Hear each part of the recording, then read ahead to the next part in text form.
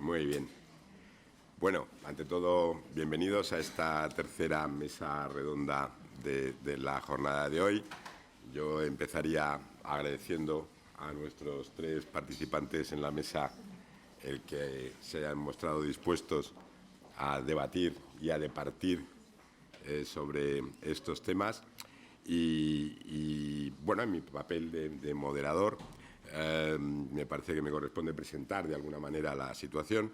Vamos a hablar de los mecanismos de cooperación y coherencia. Probablemente uno de los rasgos distintivos del Reglamento General de Protección de Datos, la necesidad de que, por un lado, las autoridades colaboren entre sí, se coordinen, actúen de una manera unificada y armonizada, y, por otro lado, la necesidad de que las autoridades unan sus esfuerzos para lograr garantizar una aplicación uniforme del reglamento.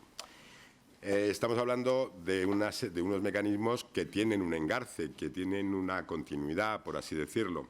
Por una parte, tenemos mecanismos de cooperación, entre los que se incluiría la asistencia mutua, la posibilidad de realizar operaciones conjuntas y, evidentemente, la parte más nuclear de este mecanismo de cooperación, que es lo que se ha de llamar el mecanismo de ventanilla única, es decir, el hecho de que, siendo muy sintéticos, cuando un responsable o encargado tiene varios establecimientos en la Unión Europea, será competente para actuar como autoridad líder en las acciones o en la supervisión frente a ese responsable o encargado, la autoridad del Estado miembro donde tenga su establecimiento principal, siendo autoridades interesadas y que también van a participar de una manera u otra en esa supervisión, aquellas autoridades de los países, de los Estados miembros donde haya establecimiento o donde haya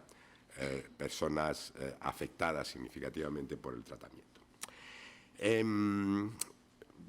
Luego, evidentemente, Pedro, yo estoy convencido de que va a hablar más a fondo sobre este mecanismo de cooperación, pero yo simplemente diría, como introducción y de alguna manera intentando lanzar ya desde ahora el debate, que es evidente que un mecanismo de este tipo requiere una gran carga de trabajo, porque involucra en un caso singular a todas o muchas de las autoridades de la Unión Europea, y eso pues supone movimiento de información, movimiento de documentación, traducciones, intercambio de opiniones, búsqueda de consensos, etcétera. Y otro factor que me gustaría también destacar y que, insisto, lo dejo sobre la mesa para el debate, es que por el momento se han producido ya algunas decisiones en el marco de este mecanismo de cooperación, pero no tenemos todavía ninguna sobre esos grandes prestadores a los que se ha referido en algún momento la persona que ha intervenido en la mesa anterior. Y tenemos un mecanismo de coherencia que, como digo, engarza con el mecanismo de cooperación. El mecanismo de coherencia es justamente ese esfuerzo por buscar una interpretación o una aplicación coordinada, que también está presente en el mecanismo de cooperación. Faltaría más, el hecho de que se tenga que tomar decisiones bajo el liderazgo de una autoridad supone una armonización de criterios o la búsqueda de una armonización de criterios. Pero el mecanismo de coherencia es específicamente para eso, en sus dos vertientes, tanto la vertiente del famoso artículo 64, dictámenes sobre temas de efecto o de interés común para varias autoridades o para todas ellas, y su versión artículo 65, que es el mecanismo de resolución de conflictos entre autoridades. La parte del artículo 65 se resuelve fácil. Todavía no ha habido ningún conflicto en el que haya tenido que terciar el Comité Europeo de Protección de Datos. Hubo una intentona, por así decirlo, un caso que estuvo a punto de llegar a ser, pero que finalmente no fue porque la autoridad líder decidió retirar su propuesta de decisión y reformularla y elaborar una propuesta nueva, pero hasta el momento no tenemos ninguna. En lo que se refiere al artículo 64, sí que la ejecutoria del Comité Europeo puede decirse que es, desde un punto de vista, digamos, cuantitativo y desde el punto de vista de la variedad de los temas que se ha abordado, yo creo que es una ejecutoria que es digna de elogio, porque en este breve periodo de tiempo que hemos experimentado, desde que ha transcurrido desde la entrada en aplicación del reglamento, pues no voy a aburrir con una enumeración exhaustiva, pero se han aprobado dictámenes pues sobre una gran, como digo, variedad de materias, sobre las listas que requieren tratamientos, evaluaciones de impacto, tratamientos que requieren evaluación de impacto en los Estados miembros. Se han aprobado todas las listas. Se han aprobado listas de tratamientos que no requieren evaluación de impacto de la protección de datos. Se han aprobado dictámenes respondiendo a peticiones de asesoramiento de la Comisión. Se han aprobado dictámenes en materia de BCRs. Hemos tenido muy recientemente nuestros primeros dictámenes en materia de BCRs. Es decir, insisto, no voy a aburrir con la enumeración, se pueden encontrar fácilmente en la página web del comité, pero también aquí quizás, y de nuevo como para animar al debate, sí, quizás me gustaría hacer dar un par de ideas, un par de matices.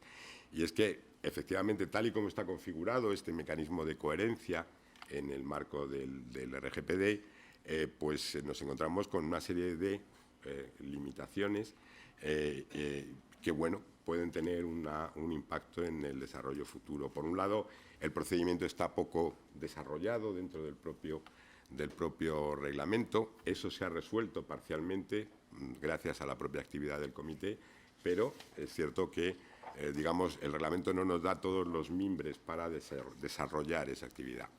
Por otro lado, hablamos de unos plazos muy limitados que fija el reglamento. Eso es algo que condiciona, parece un poco llamativo, que una cuestión puramente casi logística, pero condiciona de una manera importante los posibles resultados que obtenga el comité. Y luego, quizás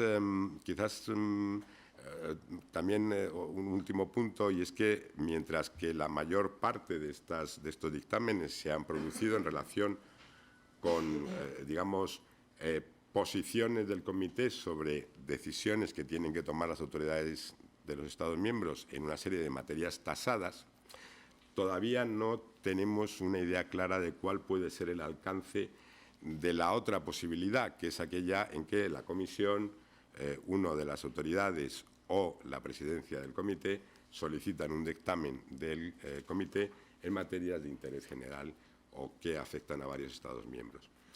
Ha habido ejemplos, ya he citado alguno, pero todavía son relativamente, estos ejemplos son el número relativamente corto.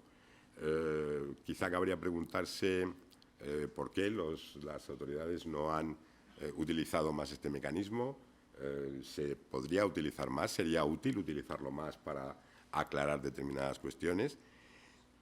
Y como colofón, ¿hasta qué punto está el Comité Europeo de Protección de Datos o estaría en un futuro en condiciones de hacer frente a una gran cantidad, a una alta demanda de dictámenes de este tipo? ¿Debiera ello llevarnos a reflexionar un poco sobre, quizás, la forma en que lo estamos abordando ahora? Y yo aquí me paro y doy la palabra a nuestros tres participantes que, bueno, pues evidentemente son personas con un conocimiento más que suficiente como para hablar de estos temas. En primer lugar, siguiendo el orden en el que están en el programa, mi compañero Pedro Colmenares, subdirector general de Inspección en la agencia, que hablará fundamentalmente del mecanismo de cooperación que conoce muy bien. Muchas gracias, Rafa. Ya les adelanto una cosa, yo no me conozco el mecanismo de cooperación ni de coherencia tan bien como Rafa, que ha hecho una breve introducción al respecto, y de hecho no voy a hablar mucho sobre eso, pero sí que voy a empezar a ligar lo que se ha dicho en la introducción y lo que se ha dicho en algunas intervenciones anteriores. Bueno, adelanto sobre todo varias cosas. Una, soy persona dada a la divagación. Entonces, por favor, Rafa, me cortas cuando sea. Esto creo que tiene que ver, lo traigo por naturaleza, pero cuando, como me he leído varias veces, el reglamento se ha acentuado. Se me ha contagiado, quiero decir. Es el cambio de paradigma. Tengo que decir también que es verdad que estoy muy satisfecho de compartir mesa con Rafa, por supuesto, porque es que la comparto contigo muchas veces, con Leonardo Cervera, con Rafael García y con Carolina. A Carolina la acabo de conocer. Yo en realidad había oído hablar de ella mucho antes. El no pronunciar el apellido no es porque tengamos una gran confianza, es que, lo siento, no soy capaz de hacerlo. Otra cosa que también les quería decir, cuando yo me he enterado que ella, muy amablemente, va a hacer su intervención en español, yo por si acaso recogí los aparatos esos de traducción simultánea y de interpretación. Cuando me dijeron que Carolina iba a hablar en español, pensé en devolverlo. Dije, no, mejor me lo quedo, a ver si una vez me entero de qué trata el reglamento y en qué conceptos. Y hay una máquina que me interpreta y me dice exactamente qué diablos son los mecanismos de cooperación, coherencia y cómo se articulan. Como digo que voy a hacer uso de todo lo que se ha dicho, cuando hablamos del cambio de paradigma, estaba pensando, es tan intenso el reglamento, al cambiar los esquemas, que es capaz de cambiar los significados de los dichos populares. En español tenemos uno que dice que el que calla otorga, consentimiento tácito. Con el reglamento se acabó. Que nadie le diga a nadie que como callas otorgas, ¿no? O sea, pues habrá que verlo y según me hayas informado previamente. O sea, hasta ahí llega la intensidad del reglamento. Pero sí que hay una cosa que me preocupa de todo lo que ha dicho Rafa y de todas las actuaciones que se han venido haciendo hasta ahora. Estaba oyendo todas las dictámenes, me da igual que sea, había artículo 64, ya llegará alguna vez alguno del artículo 65, etcétera. Mi pregunta era, ¿y al ciudadano qué? O sea, ¿en qué ha visto el ciudadano mejorado su derecho a la protección de datos? Francamente, creo que la percepción es que el ciudadano sigue sin saber, sigue sin sentirse más protegido.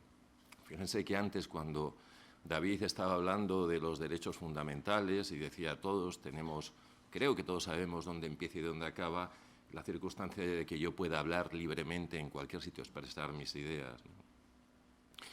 Todos sabemos lo que significa reunirme donde quiera, con quien quiera, para predicar algo, para manifestarme por algo. Incluso todos, con alguna duda, sabemos dónde acaba y dónde empieza la libertad, es decir, dónde empezamos a ser esclavos y o en algún momento seamos libertos, pero bueno, hasta ahí incluso somos conscientes de eso. Pero de verdad que todos sabemos, cada uno de nosotros, somos conscientes de en qué consiste el derecho fundamental a la protección de datos personales, porque ¿eso qué es? La capacidad de controlar mis datos. ¿Pero qué es un dato personal? Una información que me identifica o me hace identificable. Estaba antes pensando en lo siguiente, el derecho fundamental a la protección de datos, si se quiere, que es la reunión, la protección de la información que a mí me identifica o me hace identificable, es un derecho muy curioso, porque cuando se juntan las informaciones procrean y generan nuevos datos personales, claro. ¿Cómo voy a tener yo una capacidad de controlar mis datos si dos informaciones en manos de un tercero genera una tercera información que yo desconozco porque ni siquiera he dado nunca? A lo mejor estoy aludiendo a los perfilados, pero va a ser muy difícil saber qué es lo que se va a hacer con eso. Si yo les digo a ustedes que esta mañana me he cruzado con una mujer por la calle, no estoy diciendo absolutamente nada. Si les digo que he compartido una ponencia con una mujer, estoy identificando totalmente. La palabra mujer, ponencia, y una hora ya me ha identificado una persona. Sin embargo, el término mujer en sí mismo no. Bueno, pues efectivamente, asociar esas informaciones generan nuevos derechos, enriquecen el contenido de mis datos. Y lo cierto y verdad es que a día de hoy creo francamente que nadie somos capaces de responder, me siento tranquilo, controlo mis datos personales, sé cuáles son, sé quién los tiene y sé que lo que hace con ellos. Es que lo que hace con ellos, entre otras cosas, es procrear, es multiplicarlos, cosa que en otros derechos no pasa. Bueno, dicho esto, ya he empezado a responder algo que era la primera pregunta que yo traía aquí. ¿Están mejor protegidos el derecho fundamental tras el reglamento europeo? Pues seguramente podemos hacer dos cosas, o ser muy autocomplacientes y decir sí. ser un poco críticos y decir, no tanto. Están mejor protegidos, sin lugar a dudas, porque ya para empezar está la complejidad que tiene el reglamento, que si alguien quiere desarrollar un proyecto de lo que sea un proyecto de negocio, dice, espérate un momento que te tienes que realmente aprendértelo, y dice, bueno, casi lo voy a dejar para otro día, con lo cual siempre mejor porque así ya no tratará datos y entonces ahí estamos mejor protegidos. Pero no es eso. Es verdad que la literalidad del reglamento y los principios que establece hace que estemos mejor protegidos, sobre todo desde mi punto de vista, son dos columnas fundamentales las que tiene la prevención. En alguna ocasión sí que he oído a Carolina hablar de la importancia que es la actuación ex ante y no ex post. Se trata de que se actúe, no de que se reaccione. Es decir, hay que actuar la privacidad desde el diseño, eso es capital.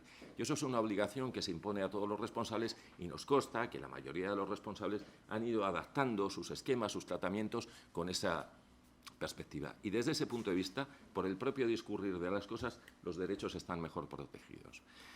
¿Por qué? Pues también porque a estos responsables, estamos hoy con motivo del primer aniversario de la Ley Española de Protección de Datos y el año y medio de la plena aplicabilidad del reglamento. Secuencia temporal tramposa. El reglamento lleva ya 3 años y medio vigente, aunque un solo año y medio de aplicación. ¿Por qué estoy diciendo esto? Estoy diciendo esto porque durante los 2 años de vigencia las autoridades y las instituciones europeas estuvimos continuamente alertando, alarmando y estimulando y ayudando, y creo que eso se hizo bastante bien, no solamente la autoridad española, las autoridades propiamente europeas, pero también las otras autoridades acompañando a los responsables a que se adaptaran, incluso concienciando al ciudadano de la relevancia que tenía este derecho y este cúmulo y este juego de informaciones que nos afectan y que son utilizadas por terceros. Pero, sinceramente, creo que lo que no supimos hacer fue, en ese plazo de adaptación, las autoridades y las instituciones europeas, fue efectivamente adaptarnos. ¿Por qué no lo hicimos? Y como no lo hicimos, estamos descubriendo ahora que el reglamento es de plena aplicación una cantidad de inconvenientes que deberíamos de haber tenido previsto antes. ¿Por qué teníamos que haber tenido previsto eso antes? Pues por una razón probable, creo, en mi modesta opinión, porque el reglamento es una norma incompleta. Fundamentalmente carece de un procedimiento propiamente dicho que articula exactamente qué es lo que tenemos que hacer todas y cada una de las autoridades cuando nos encontramos con una reclamación o cuando nos encontramos ante unos indicios mínimamente sólidos de que se está produciendo una infracción. Creo, a veces esto no tengo pizarra, es verdad, es que yo me manejo muy bien, tengo una edad y me gusta pintar con tiza, pero... Bueno, pero no hay... Entonces, por favor, échenle un poco... Ustedes, la mayoría son más jóvenes, pero seguro que han visto... pónganse en mi situación, piensen que estamos en una escuela antigua, que aquí tengo una pizarra y me vale. Entonces, echen el esfuerzo de la imaginación, porque yo el reglamento lo concibo, cualquier reglamento, si fuera completo, como una norma con forma piramidal, donde en las bases empieza aquello que mueve a la institución a hacer cosas, que es investigar, que luego es instruir y al final tomar una decisión, porque en la cúspide, es una pirámide, hay solamente una sola voz. El reglamento, desde mi punto de vista, falla por la base, falla en la cúspide y falla en el camino intermedio para gestionar esas informaciones sobre las que alguien se tiene que tomar una decisión. ¿Por qué? Y voy a dar 2 o 3 pinceladas y ya me callo para que podáis intervenir los demás. Por ejemplo, el reglamento pone el acento en la reclamación. Yo no sé si uno da al buscador, si lo tienes en PDF y das al buscador, yo qué sé las veces que viene la reclamación. Bueno, pues aunque parezca mentira, las autoridades, las 20 no sé cuantísimas autoridades, las que en su caso vengan, ¿no? Pues resulta, o las que se vayan, resulta que no sabemos exactamente qué es una reclamación y qué consecuencia tiene una reclamación. Y me explico. Hay autoridades que cuando nosotros trasladamos una reclamación que se ha presentado ante la Agencia Española y que trasladamos a esa autoridad porque es la autoridad principal, el responsable está allí, etcétera, etcétera, pues nos dice que nos tiene que acreditar ese reclamante el daño en concreto que le produce esa infracción. Y claro, cuando lo que nos está llegando a la autoridad española, pongo por ejemplo, que no digo que lo hagamos bien, estoy simplemente diciendo cómo lo hacemos nosotros y cómo lo hacen otros. Decimos, es que he visto que en la página de fulano de tal no se cumple el artículo 12 o el artículo 13. El artículo 13 del reglamento. Ya, pero que me acredite qué daño le ha hecho. Hombre, daño no me ha hecho. Me ha molestado un poco la lectura, que he visto que no parece que está bien, pero desde el punto de vista estrictamente del derecho a la protección de mis datos personales no me ha hecho. Pues entonces lo rechazo y no voy a hacer nada. Dices, que no vas a hacer nada. Entonces resulta que como la reclamación se ha presentado ante la autoridad española adopta la decisión, que tampoco tenemos muy claro lo que significa el término adoptar la decisión, sí que tengo que hacer la mía, la que ha dicho esa otra autoridad, da igual, yo adopto una decisión y la notifico a la persona que me ha presentado la reclamación. Resulta que mi procedimiento administrativo me obliga en estos casos a notificar eso, a fundamentar jurídicamente por qué no voy a hacer nada con esa reclamación y a ofrecerle todas las posibilidades de recurrir bien ante la propia agencia o bien ante la Audiencia Nacional. ¿Y qué le digo yo, caso de que vaya a la Audiencia Nacional? Es que según el derecho administrativo de no sé quién, que es la autoridad principal, resulta que si no hay un daño efectivo, esto no se puede investigar. Seguramente la Audiencia Nacional me dirá, ¿y a mí usted qué me está contando? O sea, usted lo que tiene que hacer es investigar eso. Ya, ¿y cómo lo hago si no tengo título para poder acudir a las oficinas de no sé quién o a requerir a no sé quién a que me diga lo que sea? Bueno, pues estamos en estos momentos 3 años y medio después, no 1 año y medio después, 3 años y medio después de que el reglamento esté en vigor, discutiendo sobre qué hacemos con estas reclamaciones. Estamos discutiendo eso como estamos discutiendo, por ejemplo, que está ligado con esta circunstancia, que cuando llega una asociación de consumidores a la autoridad española y presenta una reclamación contra un responsable que está fuera, lo que me están diciendo algunas autoridades, oiga, mire, es que esa asociación, ¿quién es? No es una asociación de las del artículo 80 del reglamento, que son asociaciones que tienen que tener por objeto la protección de los datos personales. Es que es una asociación de consumidores y además no me está aportando el mandato de la persona a la que dicen representar. Y dices, ya, pero me está poniendo de manifiesto que tal responsable está cometiendo una infracción. ¿Qué más da que tenga ese mandato o no tenga ese mandato? ¿Es que acaso solamente puedo actuar exclusivamente dentro, siempre que haya una reclamación, y solamente para abordar lo que el reclamante me está poniendo de manifiesto? ¿Es que acaso no puedo yo, como autoridad, al hilo de una reclamación, hacer más cosas? Nosotros nos gusta decir que las reclamaciones son una enorme fuente de información y son una gran oportunidad. ¿Para quiénes? Para los responsables, que más allá del caso concreto que le están poniendo de manifiesto, en que usted se ha equivocado o está perjudicando mi derecho, les permite decir, a ver si va a ser a este señor y a muchos otros. Vamos a revisar nuestros procesos. Y a las autoridades que nos ponen sobre aviso de un señor o una señora que me está diciendo, me ha pasado esto, nos pone sobre aviso de que a lo mejor es que el tratamiento, los tipos de tratamientos que está haciendo ese responsable no se ajustan a lo que dice el reglamento, pero no en este caso concreto, sino para todos sus clientes, sus usuarios o los potenciales clientes. Bueno, pues aún estamos discutiendo cosas como esas. Voy a acabar ya porque veo, si no, se me va. Iba a decir la olla, pero no, se me va la hora. O las dos cosas. Las consecuencias que tiene esto es que, y voy a ligar también con alguna de las intervenciones, es verdad, el reglamento, cumplir el reglamento es una oportunidad para el desarrollo tecnológico y para el desarrollo económico, pero con una condición, que se cumpla y se haga cumplir. Porque a lo mejor, a día de hoy, empieza a surtir la percepción de que no sabemos muy bien si lo estamos sabiendo hacer cumplir bien a aquellos que sospechamos que no se cumplen. Voy a poner un par de ejemplos o 3 y lo dejo para, si acaso, que luego haya un debate. Todos estábamos muy expectantes con esas multas estratosféricas que permitía el reglamento que se impusieran.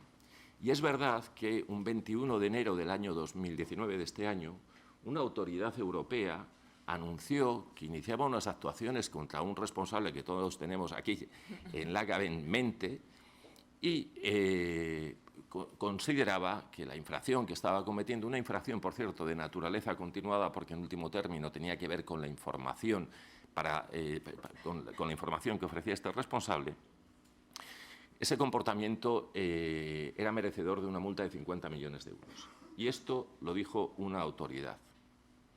Claro, se recibió en principio con gran alborozo. Aquí está el reglamento. Pero ¿cómo es posible que un reglamento de directa aplicación en 30 estados, si no recuerdo mal, 30, pero da igual que sean 29, para lo que voy a decir, quiere decir que uno más, uno menos da igual, ¿cómo es posible que el resto de autoridades no moviéramos un dedo si aquella infracción que tenía que ver con tratamientos que afectaban a todos los residentes en Europa, no hubiéramos hecho absolutamente nada? Que era tanto como decir, a unos les parece que está muy mal, fíjate, son 50 millones, pero a los demás no les parece que esté nada mal, no han hecho nada. Esto a quien beneficia realmente es a los abogados de esa empresa, que supongo que lo harán valer ante los tribunales nacionales de quien les imponga la multa de los 50 millones si es que llega a verse impuesta. Había un elemento adicional, es que era una infracción continuada. ¿Cómo es posible que al día siguiente no, si estábamos todos de acuerdo que había una suerte de infracción, no hubiéramos empezado a trabajar conjuntamente mediante una operación conjunta liderada por la autoridad que fuera? Pero no podemos llevar adelante una operación conjunta porque antes de hacer una operación conjunta resulta que, aunque así alude a ellas el reglamento, resulta que tenemos que firmar una suerte de memorándum o de acuerdo de voluntades entre las autoridades para articular y regular cómo diablos se ejecuta una operación conjunta. Bueno, en eso estamos, en ver cómo acabamos de rematar ese papel. Bueno, lo primero es si es necesario ese papel o no. Yo pensaba que los reglamentos eran de aplicación directa y si se acaba de hacer ese papel, bueno, pues una vez que tengamos ese papel, como nos han dicho esta mañana la directora, pues va a resultar que a lo mejor para el primer trimestre del año que viene nos enteraremos de los primeros proyectos de decisión en cuyas actuaciones previas, actuaciones inspectoras, ninguna autoridad ha podido participar porque no teníamos ese papel. Teníamos un reglamento, pero no tenemos ese papel. Bueno, yo creo que con esto lo dejo, ¿verdad, Jesús? Porque me enciendo.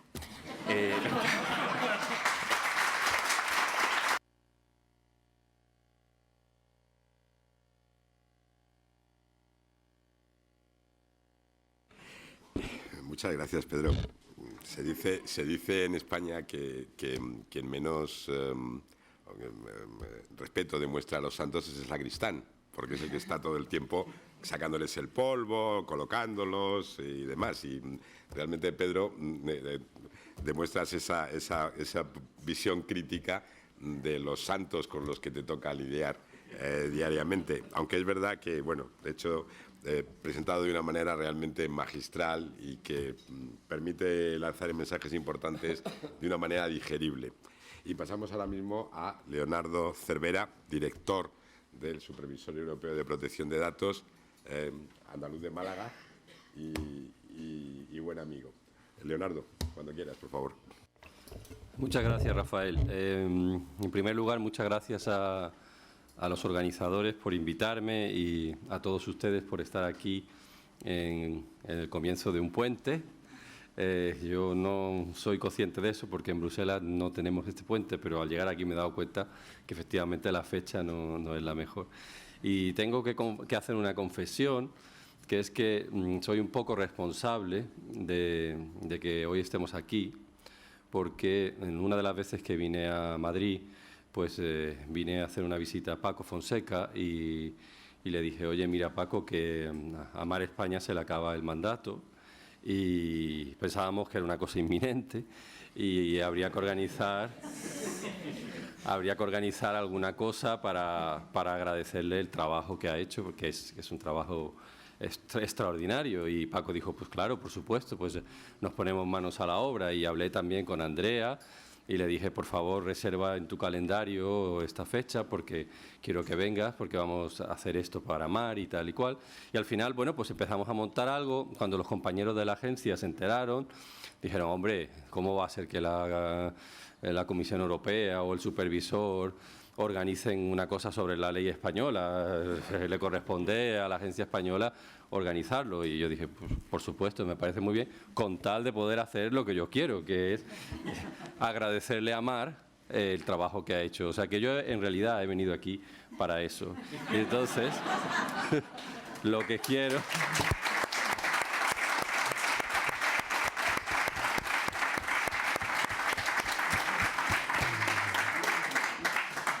Entonces, y bueno, y Andrea también, evidentemente. Lo que quiero es, si me permiten, 5 minutos de comentar un poco, bueno, pues el plan estratégico y las cosas que se han hecho para dar un poco de feedback y decir lo que pienso de todo esto, que por supuesto es muy positivo, y luego pues entro un poco al trapo de las cosas tan interesantes que se han dicho, ¿no?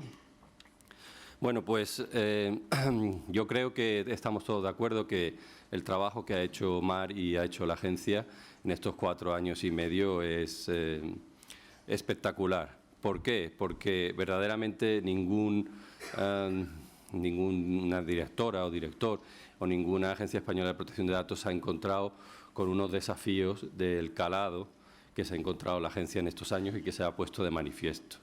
La entrada en vigor del GDPR era una cosa colosal y además tener que redactar la propia ley española de protección de datos, que es un texto que mayoritariamente se ha escrito en la agencia, pues es una cosa extraordinaria, ¿no? Y además de todo eso se ha hecho con mucho criterio, se ha hecho conforme a un plan, conforme a una hoja de ruta, o sea, no ha sido a tontas y a ciegas, sino que estaba muy claro cuáles eran los objetivos que había que hacer, y se han hecho algunas cosas extraordinarias y auténticamente pioneras a nivel europeo y a nivel mundial.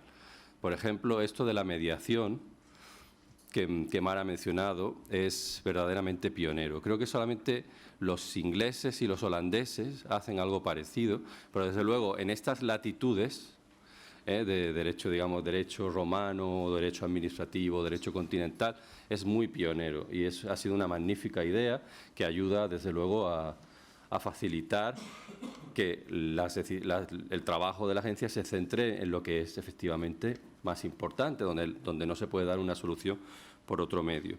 Luego, la herramienta Facilita también es una cosa única, que ha recibido 2 premios de la Conferencia Internacional de Protección de Datos. De los 5 premios que se dan, la agencia española ha ganado 2 por esta herramienta, la herramienta Facilita. Es decir, que es una cosa única, ¿no? ¿Por qué? Porque es un esfuerzo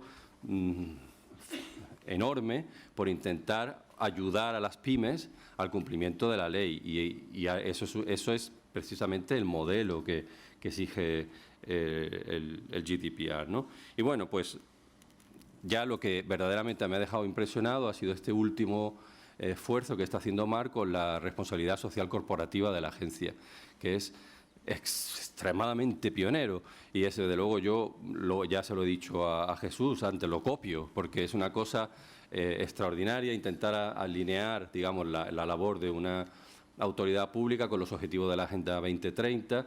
Es una cosa que no se hace en ningún sitio y que España está haciendo, y por lo tanto es verdaderamente increíble. Y el trabajo que se hace con Iberoamérica, que Miguel Ángel conoce muy bien, pues es un trabajo también que ya viene de muchos años y que está dando frutos, como se ve claramente que todos estos países, si no fuera por la ayuda que está dando la agencia, pues seguramente no estarían donde están ahora, ¿no?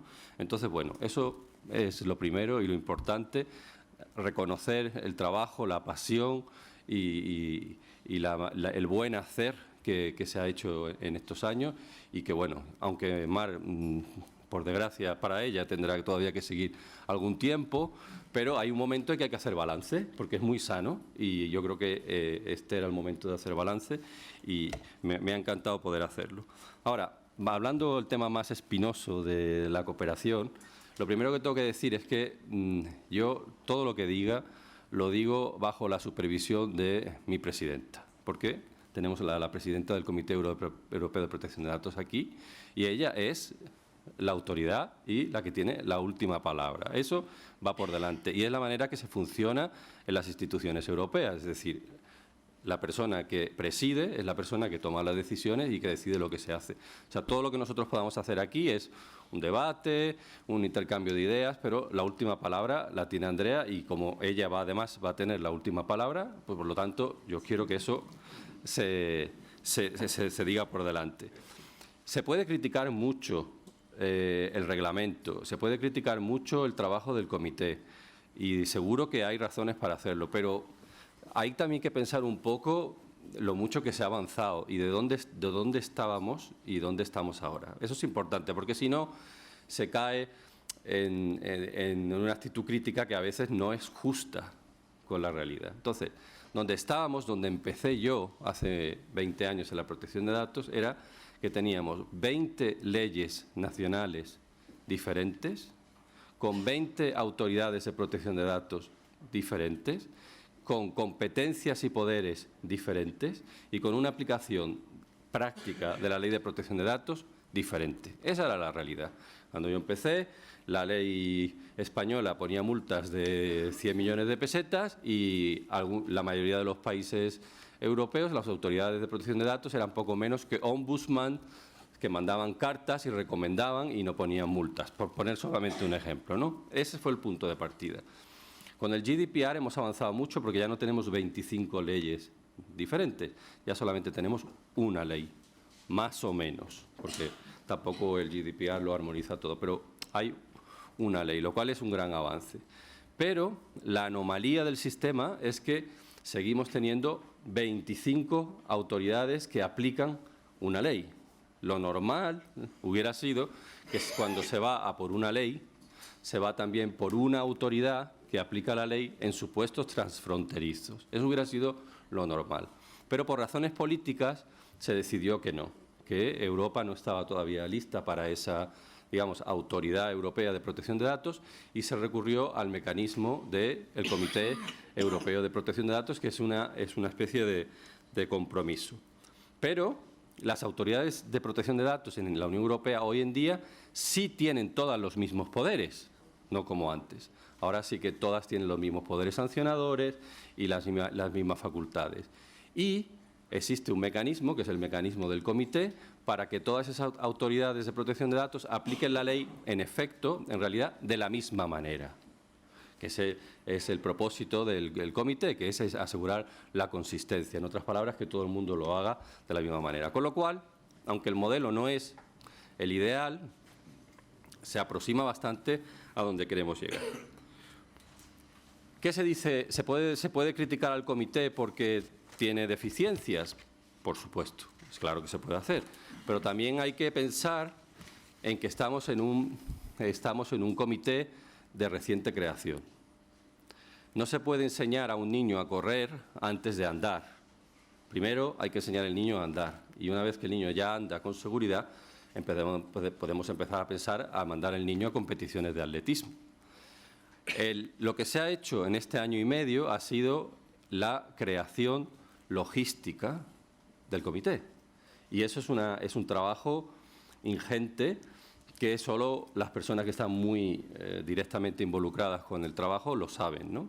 Porque se trata de poner las bases para que la gente pueda trabajar, buscar las oficinas, buscar el dinero, crear los subgrupos, organizar la gobernanza. Todo eso se ha hecho muy bien y se ha hecho desde el día 1, el día 25 de mayo, el comité estaba funcionando. Y eso no se puede obviar. Hay infinidad de casos en la Unión Europea donde se han creado organismos que en realidad no han estado funcionando hasta muchísimo después. Mi propia institución, el Supervisor Europeo de Protección de Datos, se creó oficialmente el año 2004, pero durante un montón de tiempo el Supervisor Europeo fue Peter Hustings, Bayo y 2 personas más que habían allí. Y esa fue la realidad durante muchos meses, si no años. En el comité no, el comité estuvo desde el día 1 con un secretariado, aprobando guidelines, haciendo documentos desde el primer día. Ahora, hemos pasado la fase, digamos, de lo que se llama en la teoría organizacional de forming. Se ha formado esta realidad. La que viene después, en todas las organizaciones del mundo, y esto es científico, es la fase que se llama del storming, de los problemas. Es así. En cualquier organización, forming, storming. Y lo que hay que hacer cuando se llega a esta fase del storming es pasarlo lo antes posible, porque es la fase, digámoslo así en términos castizos, la fase chunga de cualquier organización. Y es así. Y entonces en el comité estamos empezando con el storming, ya, la fase chunga. ¿Y por qué? Porque es normal, porque ya se pasa, digamos, a ver en realidad ¿qué es lo que se está haciendo? Y empiezan a surgir las tensiones, y empiezan a surgir los conflictos, y empiezan a surgir las críticas. Bueno, pues la solución al storming no es nada más que mover rápidamente a la siguiente fase, que es la fase del norming, que es empezar a resolver los conflictos y empezar a arreglar las cosas. Entonces, la solución no es ir a ese comité a tirarse los trazos a la cabeza. Esa no es la solución. La solución es sentarse y decir, bueno, ¿cuál es la naturaleza del problema? ¿Cuál es el elefante en la habitación? El elefante en la habitación es que los irlandeses te hacen firmar un papelito para hacer una operación conjunta. Pues vamos a sentarnos y vamos a recomendarles a los irlandeses que se olviden del papelito, porque el reglamento ya es de directa aplicación y no hace falta ningún papelito. Pero no hace falta hacer una pelea sobre eso, sino simplemente sentarse y decir, mira, este es el problema, hay que buscar una solución y buscarle una solución. Y así, con los problemas que pueda haber, y ir avanzando. Porque el reglamento en realidad es un Frankenstein de concepciones jurídicas diferentes. En algunas cosas es muy británico, en otras cosas es muy alemán, en otras cosas es muy italiano, y entonces hay cosas que lógicamente a nosotros como españoles no nos funciona bien, pero otras cosas que a los ingleses pues tampoco les funcionan bien. Entonces se trata de hacer ese trabajo conjunto.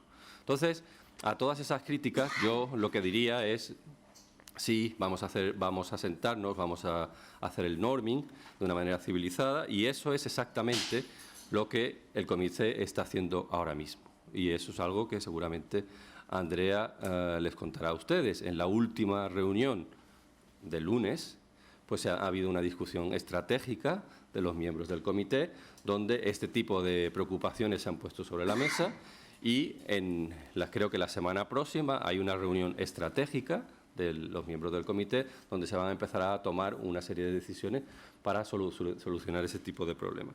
Así que yo creo que vamos en la buena dirección. Yo personalmente lo que he hecho en falta es la falta de investigaciones conjuntas. Eso es algo que yo creo que se podría hacer más.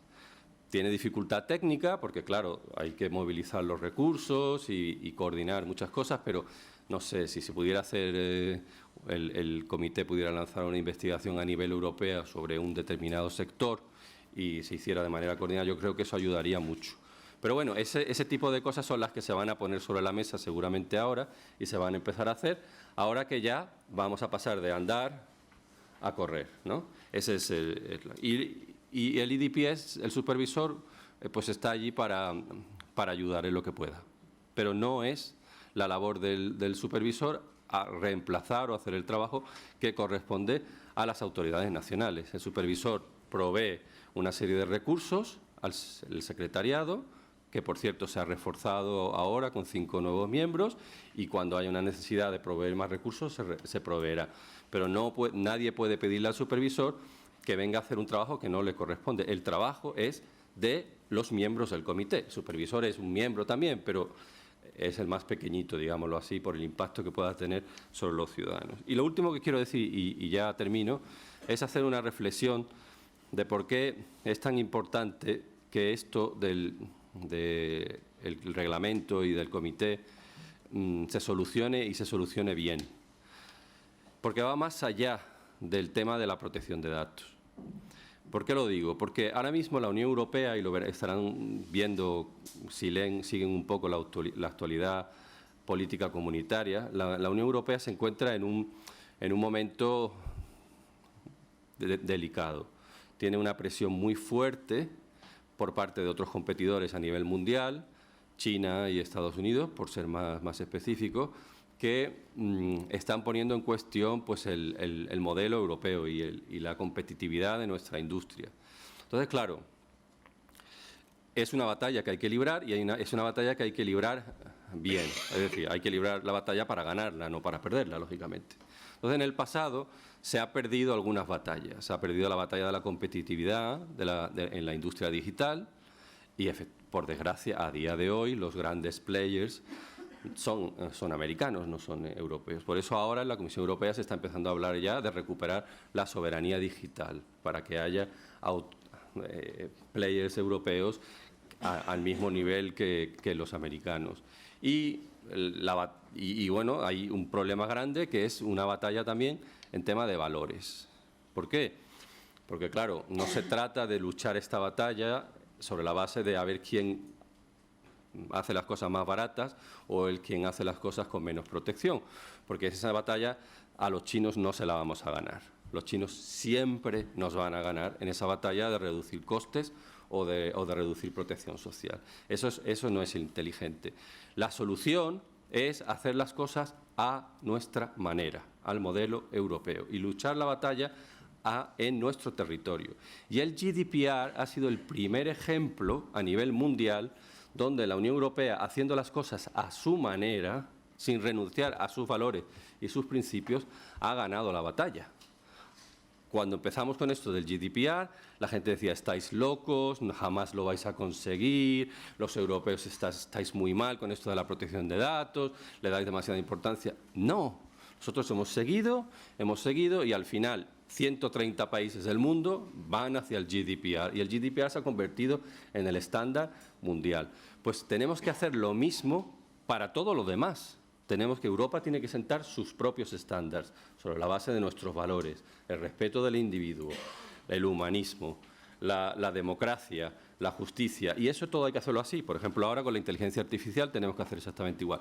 Pero si el GDPR y si el comité fracasan, este ejemplo que estamos poniendo de que podemos hacer las cosas a nuestra manera va a ir a ninguna parte, y entonces en el próximo debate que vamos a tener van a decir, pues no merece la pena luchar por el estándar europeo porque no funciona, no ha funcionado. Por eso es estratégicamente importante que esto del GDPR y del comité funcione, porque va muchísimo más allá del tema estricto de la protección de los datos personales. Es un tema ya de categoría geoestratégica. Por eso es tan importante que tengamos este debate y esta reflexión y que tengamos hoy con nosotros a la presidenta de este comité, que seguro que nos puede dar muchas ideas y ayudar con este tema. Y os agradezco mucho la invitación a venir a Madrid, que siempre muy de agradecer. Gracias.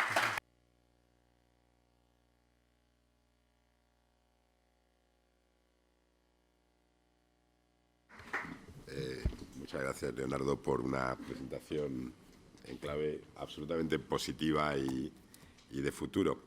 Y ahora pasamos, en último lugar, pero no ni muchísimo menos importante, a Carolina Mojsesovich, que trabaja en la Comisión Europea, la Unidad de Protección de Datos, es subdirectora de la Unidad de Protección de Datos, y que, como ya ha anticipado antes, bueno, y ya nos ha dado una prueba en su intervención, va a hacer el esfuerzo de hablar en español, aunque he de decir que yo no creo que sea tanto esfuerzo, porque su español es excelente.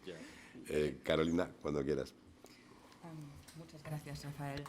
Tantas cosas para comentar y tantas ideas y comentarios tan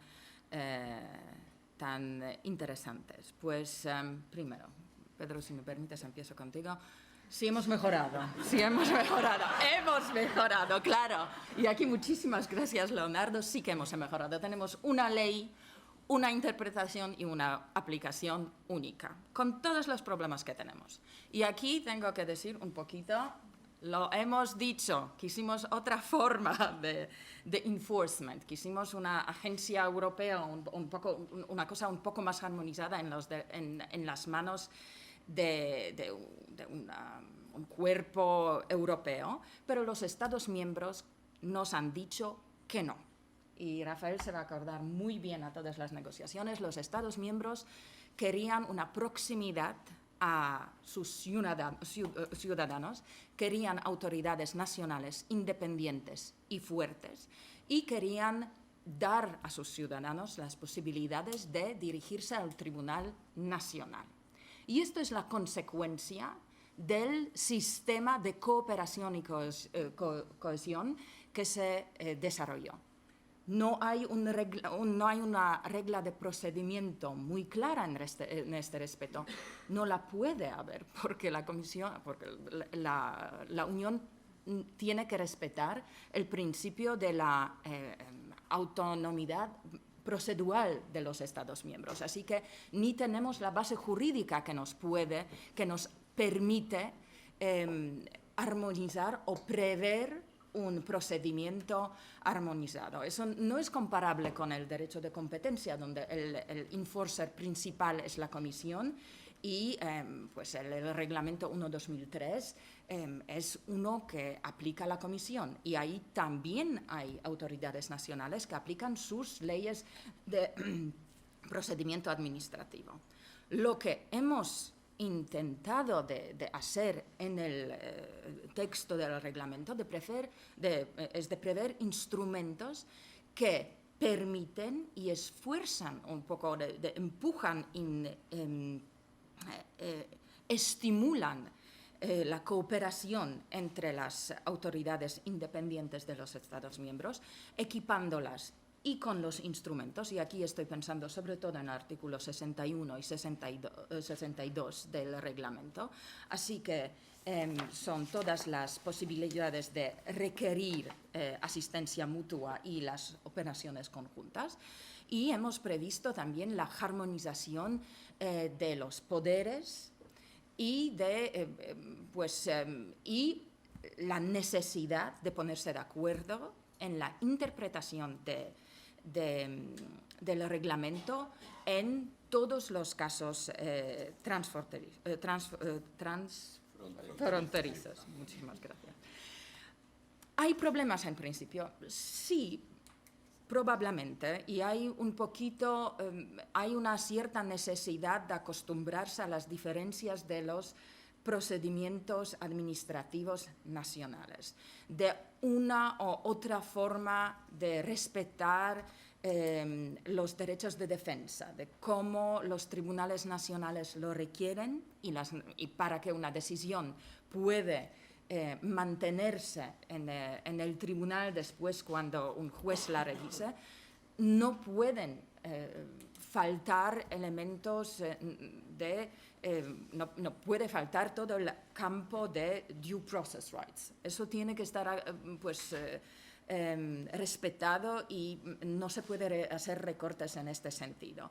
Que hay formas diferentes y plazos diferentes en los Estados miembros. Sí los hay.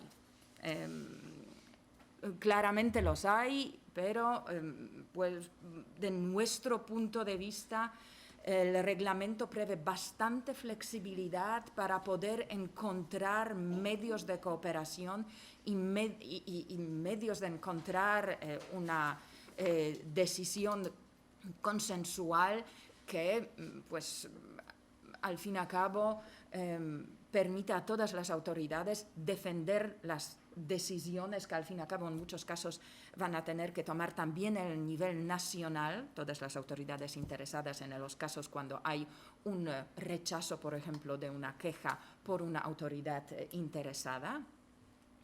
Así que, pues sí, lo dejo un poco aquí diciendo es que al fin y al cabo las molestias del sistema que resentimos ahora son una consecuencia clara y directa de la decisión que se tomó mientras que se decidió de mantener la proximidad al ciudadano, y también, y creo que esto no nos debemos olvidar, de asegurar efectividad del enforcement, porque en la situación cuando la autoridad principal tiene que adoptar la decisión, esta autoridad nunca va a tener problemas a quién dirigirse, a quién servir la decisión.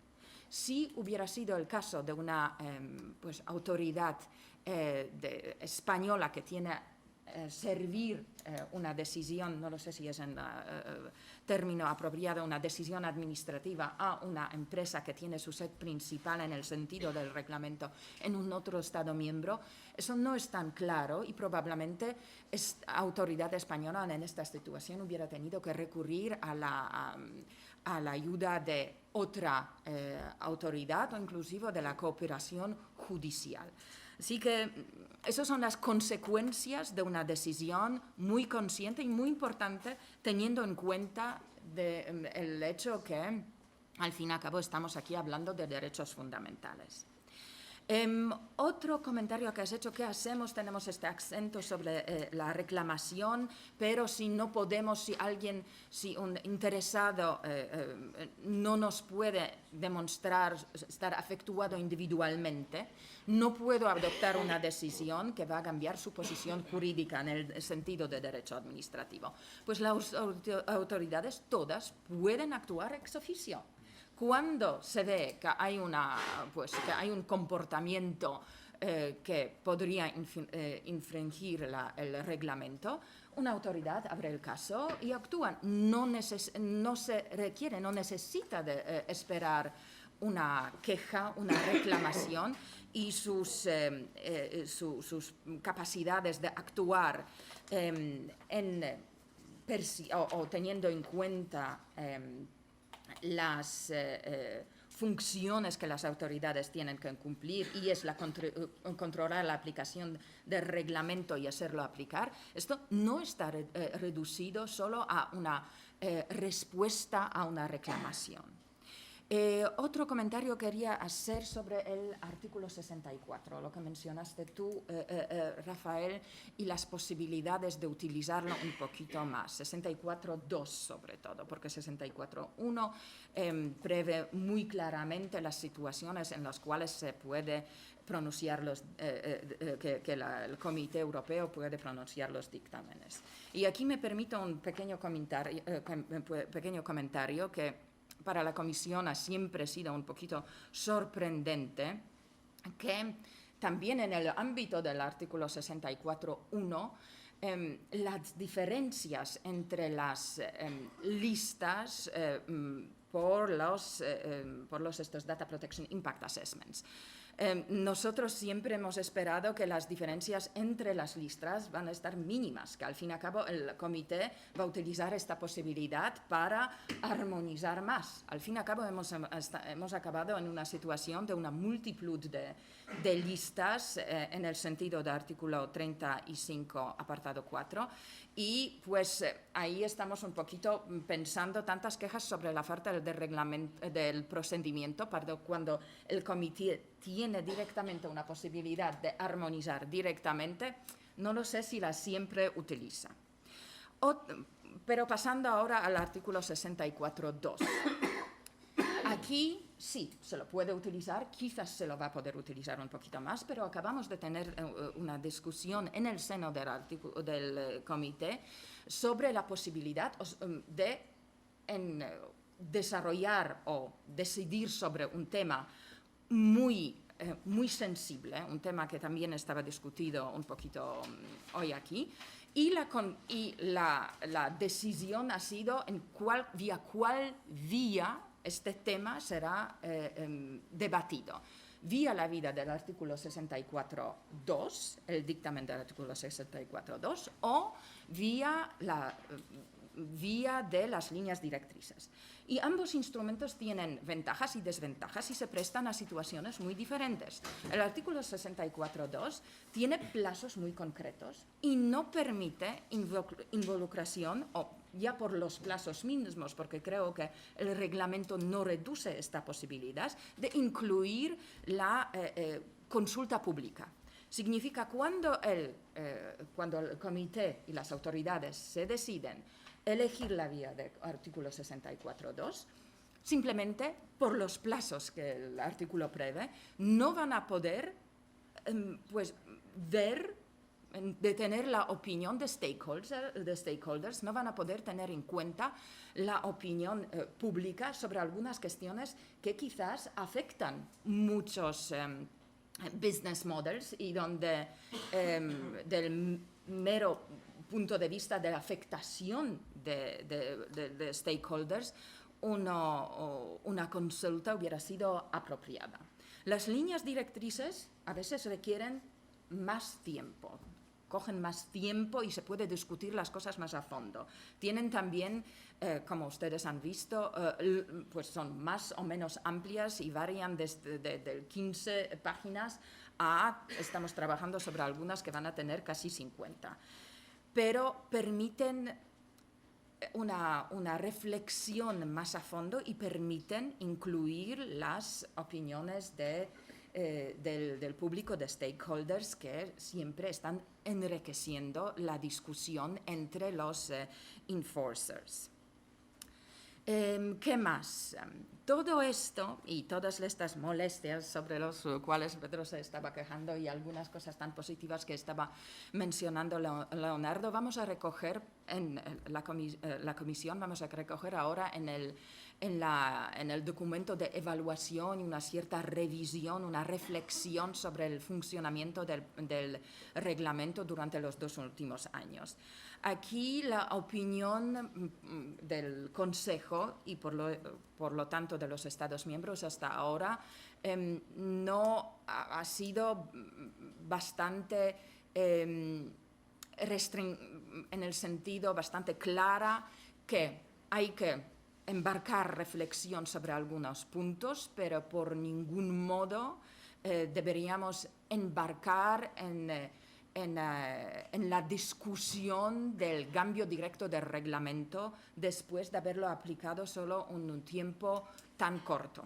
Porque, como ha mencionado Rafael, ni tenemos ningún caso del artículo 65, ni sabemos cómo el caso se hubiera desarrollado.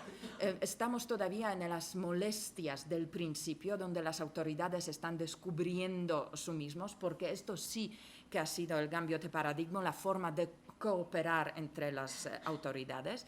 Así que lo que hemos hecho nosotros es de mandar a todas las autoridades y al Comité Europeo una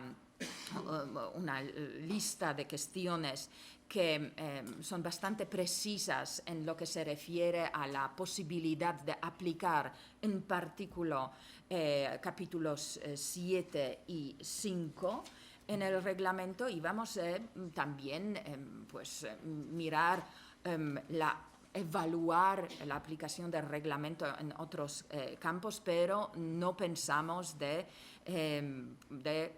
como se dice, de abrir el reglamento. Creo que estos son los pequeños comentarios que quería hacer, y no quiero faltar de dar muchísimas gracias a Mar por la cooperación durante todos estos años. Muchísimas gracias por de la comisión y de mí personalmente. Ha sido un placer trabajar contigo, Mar, y espero que estaremos en contacto. Lo que me ha dicho Rafael, que en este caso, gracias a las circunstancias particulares en España, todavía seguirás trabajando con nosotros un buen rato. En este caso sí que ha salido bien, y pues ha sido una contribución espectacular, siempre muy constructiva y siempre teniendo en cuenta y las necesidades de stakeholders y de la opinión pública, de los interesados y también de las autoridades públicas, de Data Protection Authorities. Así que muchísimas gracias, y gracias por haberme invitado hoy para estar con vosotros.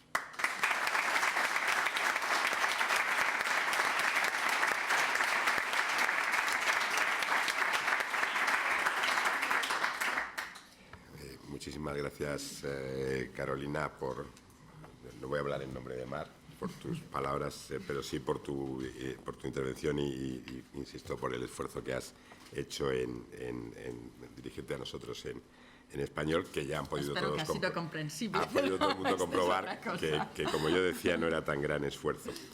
De las diversas intervenciones yo me quedo con varias notas que intentaré resumir y un poco, y en algún momento me voy a salir de mi papel de moderador y voy a intervenir también en algunos temas que me llegan muy al corazón. De la intervención de Pedro yo destacaría o intentaría resumir, digamos, dos elementos que me parece que están un poco en el fondo de esos problemas que él ha expuesto. Y yo creo que uno de ellos tiene que ver con la divergencia y la diversidad en la interpretación de conceptos básicos del reglamento, y sobre todo básicos en el marco del mecanismo de cooperación.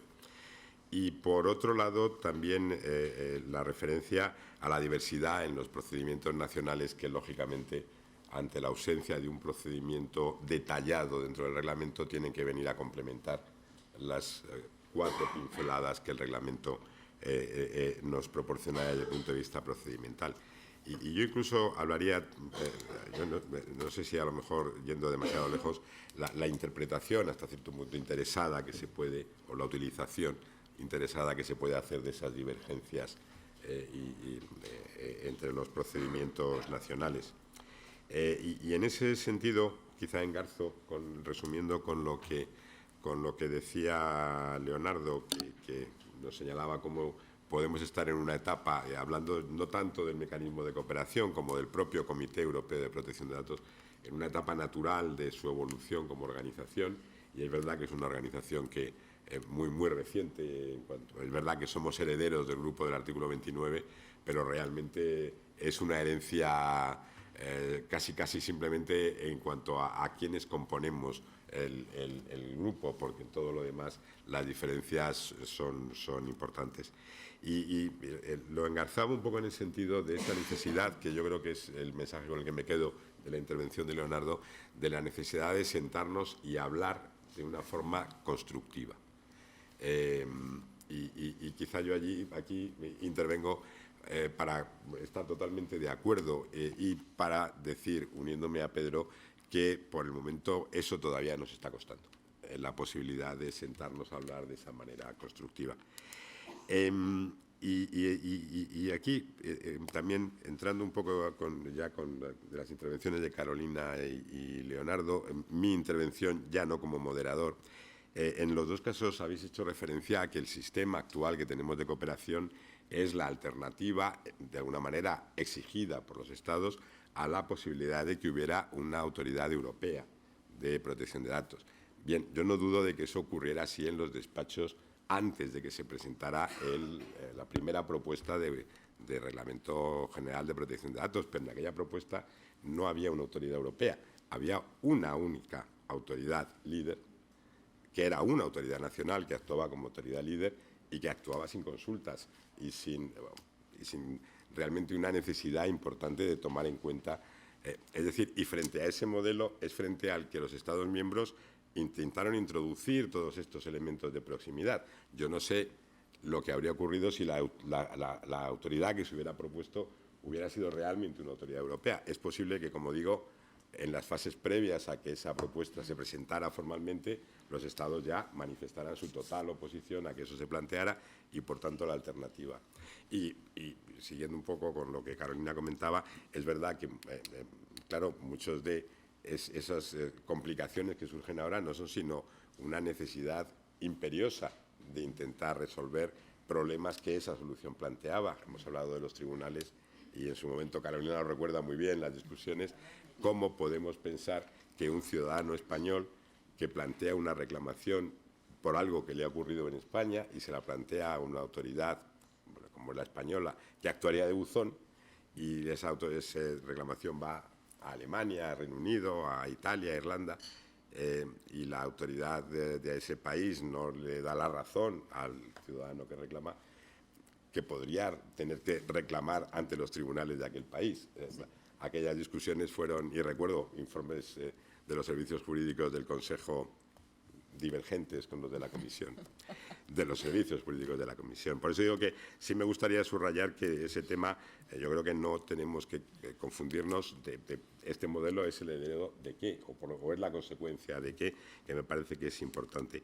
Y me ha parecido también muy importante en la intervención de Carolina esa distinción que has hecho, entre otras muchas de las cosas que has señalado, la distinción que has hecho entre las posibilidades que ofrece el artículo 64 y las posibilidades que ofrecen las directrices, porque es verdad que a veces existe una tendencia a pensar que con el artículo 64 se pueden conseguir más cosas porque es algo que está ya regulado, tasado y con un procedimiento muy claramente establecido, mientras que con las directrices no es esta la situación.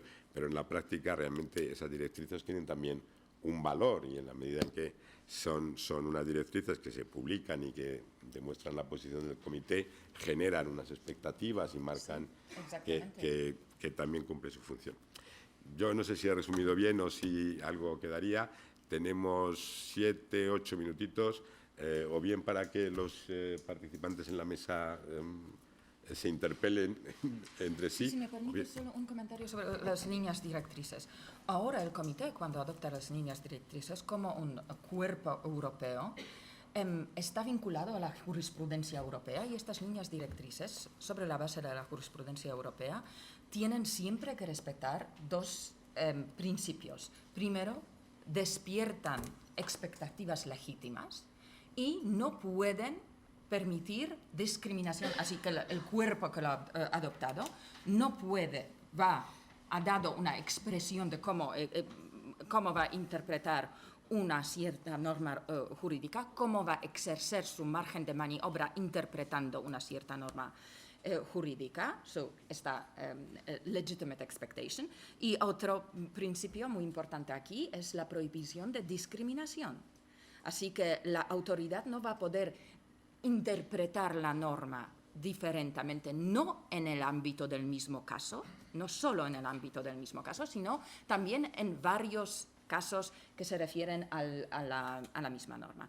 Y la otra cosa es también muy importante de distinguir entre 64.2 y One Stop Shop, la ventanilla única, cuando estas dos cosas sirven a situaciones muy, muy diferentes. Gracias.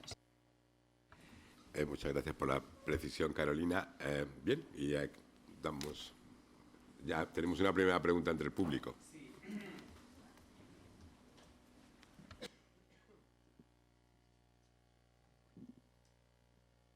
Muchas gracias. Soy Norman Heck, abogado en Ramón y Cajal Abogados. La pregunta os la dirijo a los cuatro, porque yo creo que es de interés general.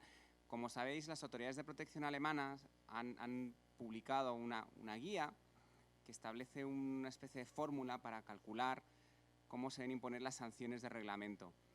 Mi pregunta es, ¿os parece acertado el ejercicio? Y la segunda, ¿sería un modelo válido que se podría considerar uniforme de aplicación en los 28 Estados miembros? ¿España quiere adoptar algo parecido? Bueno, en fin, igual una pregunta demasiado abierta, pero a lo mejor pues arroja algo de luz a raíz de los asuntos, ¿no?, y las cuestiones de cooperación que habéis citado. Gracias. Muchas gracias, Norman. Yo creo que aquí quien puede pronunciarse es Pedro, en primer lugar, por... Sí. Antes de eso voy a matizar una cosa. Yo sí que creo que estamos mejor que antes que el reglamento. Pero, por favor, huyamos de la autocomplacencia, porque eso es letal para cualquier cosa. Y ahí hay un ejemplo. Las autoridades alemanas, ya empezamos con un problema, que hablamos en plural. Las autoridades alemanas, debería ser una. Pero eso es otro tema.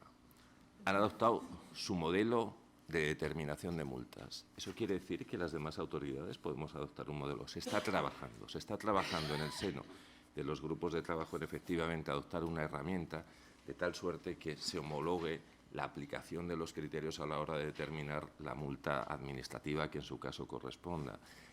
Cuando decía antes, insisto en lado de la autocomplacencia, empezando, y la crítica empieza por mí y por la autoridad española, es que desde el 25 de mayo del 2016 esto es una cosa que sabíamos que iba a pasar y no estábamos trabajando en esa herramienta, no trabajamos con tanta intensidad, de tal suerte que llevamos 1 año y medio que hay autoridades que lo hacen por su cuenta o que tenemos grupos de trabajo donde efectivamente, junto con los alemanes también, por cierto, pues tanto España, Alemania, Italia y me parece que Francia, estamos liderando un mecanismo para adoptar esas decisiones homogéneas. Porque también, no sé si con esto más o menos respondo por la parte que me toca.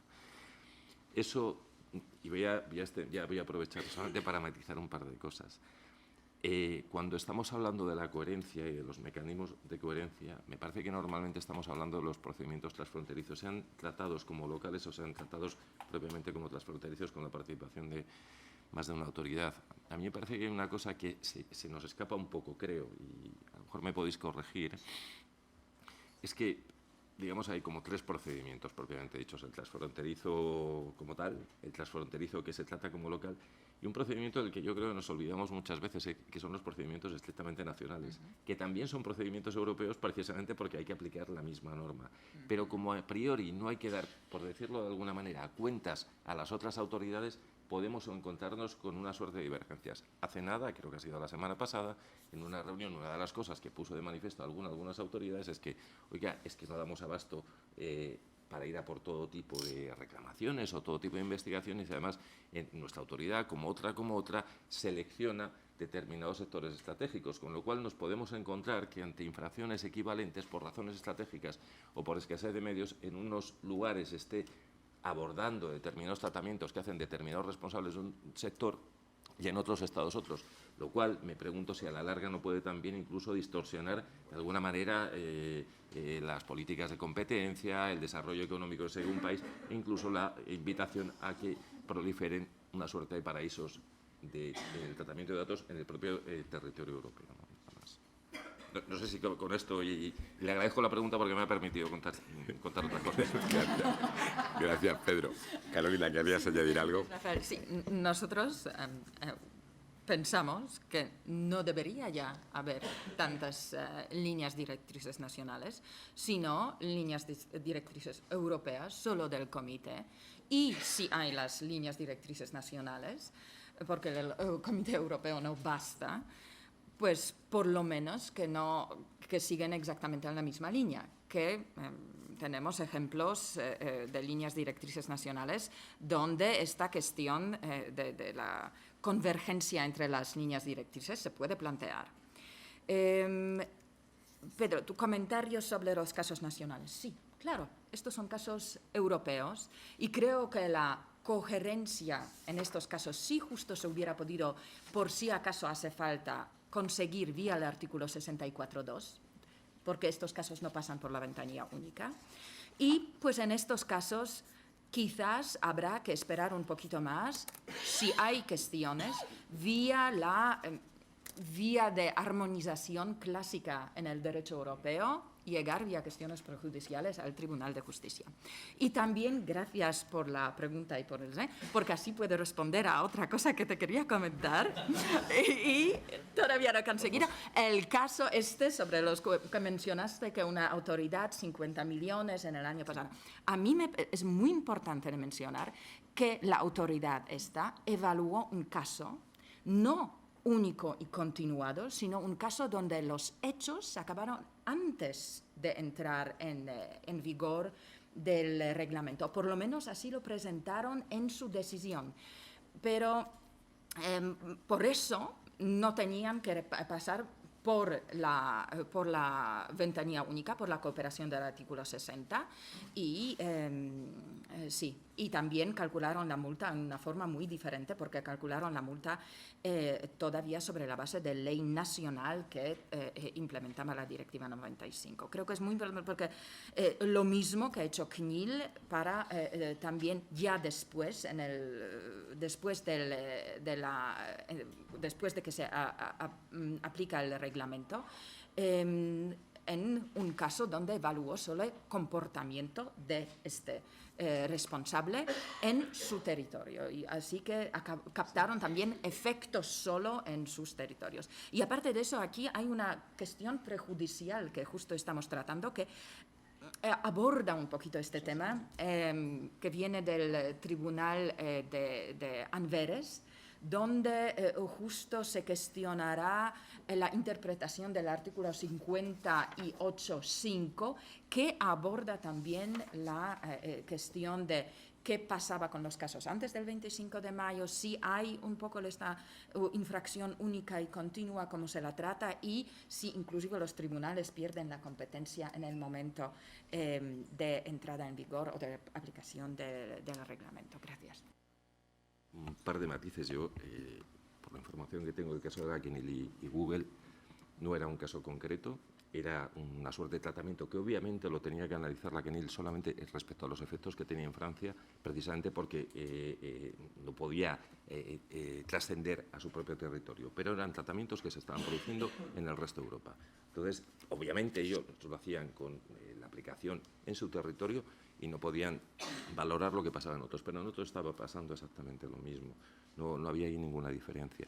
Y luego, también voy a hacer otra cosa.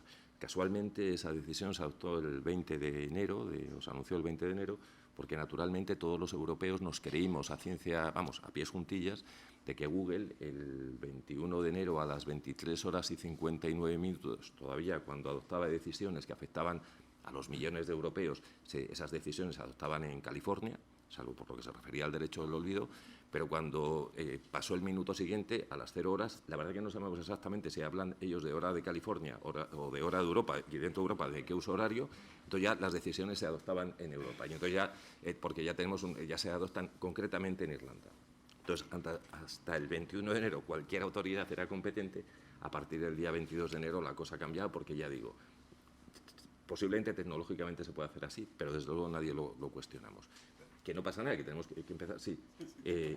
Bueno, venga. Perdona que te interrumpa, Pedro, pero veo que ya nos vamos pasando 4 minutos.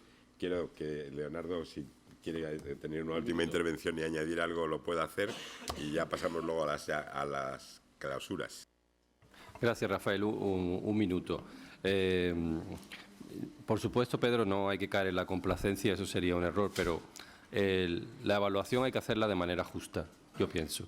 Entonces, cuando se evalúa el trabajo del comité, es como si, no sé, le mandan a uno construir un coche y el coche luego no funciona el intermitente. Bueno, no puede decir, este coche no sirve porque no funciona el intermitente. El coche funciona, lo que pasa es que el intermitente hay que arreglarlo, ¿no? Entonces, no por digamos, molestias o cosas que sean, se debe de poner en cuestión todo el mecanismo. Eso, yo creo que sí, por un tema de justicia, únicamente cuando se hace la evaluación. Y respecto a la pregunta que hace sobre lo que han hecho los alemanes, 2 cosas. Es un tema que el comité ya está trabajando.